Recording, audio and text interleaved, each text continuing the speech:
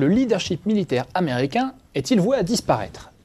L'heure est à l'austérité outre-Atlantique et les heures fastes du Pentagone sont clairement derrière lui. À court terme, les grands équilibres ne seront pas bouleversés, mais il est certain que l'on s'achemine vers un monde de plus en plus éclaté.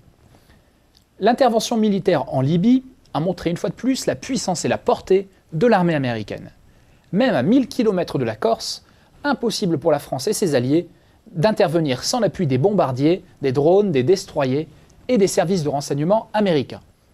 Il faut dire que les États-Unis, c'est 43% des dépenses militaires mondiales en 2010. Avec un budget d'environ 700 milliards de dollars, le pays dépense plus que les 18 autres pays qui le suivent dans le classement.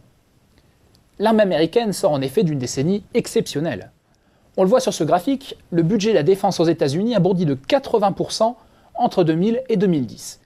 C'est 4 fois plus que l'ensemble du budget fédéral, qui a progressé sur la même période d'environ 20%. Au-delà d'enjeux politiques, il est bien entendu question d'économie. Les États-Unis le savent bien et contrôlent 47 des 100 plus grands fabricants d'armes au monde. Ces groupes génèrent des emplois hautement qualifiés et non délocalisables.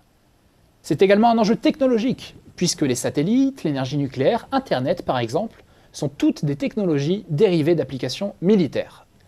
Mais la crise de la dette est passée par là.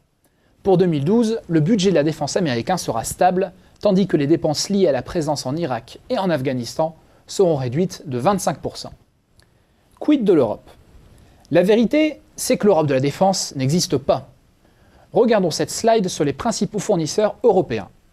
Excepté EADS et quelques partenariats internationaux, chaque pays dispose de ses propres fournisseurs, qui sont parfois en concurrence frontale pour les contrats à l'export.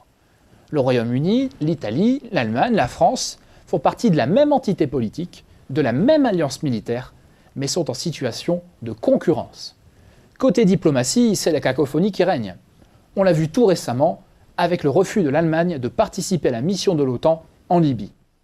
Une fois encore, l'Europe est incapable de définir une position commune et de fédérer ses forces. Au final, ce sont bien les pays émergents qui tireront la croissance du marché mondial dans les années à venir.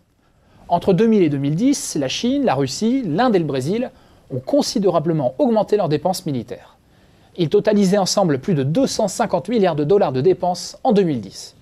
La Russie, notamment, a hérité des restes du complexe industriel soviétique et espère bien retrouver son statut de grande puissance militaire. Le pays reste le deuxième exportateur d'armes au monde et, contrairement à l'Inde ou à la Chine, dispose d'un savoir-faire et d'un portefeuille de technologies très important. Un autre émergent, Israël, s'affirme un peu plus comme un acteur majeur du matériel militaire, notamment dans les technologies de pointe. Reste le cas de la Chine. La montée en puissance de l'Empire du Milieu inquiète ses voisins, mais il ne faut pourtant pas s'y tromper. La Chine est pour le moment un tigre de papier. Certes, elle dispose du deuxième budget militaire au monde, mais elle s'appuie toujours sur des technologies étrangères, notamment russes, et ne compte par exemple ni porte-avions ni avions furtifs. Alors qu'elle rattrape à grands pas son retard dans le nucléaire, l'aéronautique, la grande vitesse, sa progression est logiquement plus lente dans les industries de la défense, soumises à de fortes restrictions sur les transferts de technologie. Au fond, le panorama des marchés de la défense ressemble beaucoup à celui de l'économie mondiale. D'un côté, les États-Unis restent de très loin la première puissance, mais voient leur marge de manœuvre réduite par un endettement excessif. Au milieu, l'Europe n'est que l'ombre de ce qu'elle pourrait être.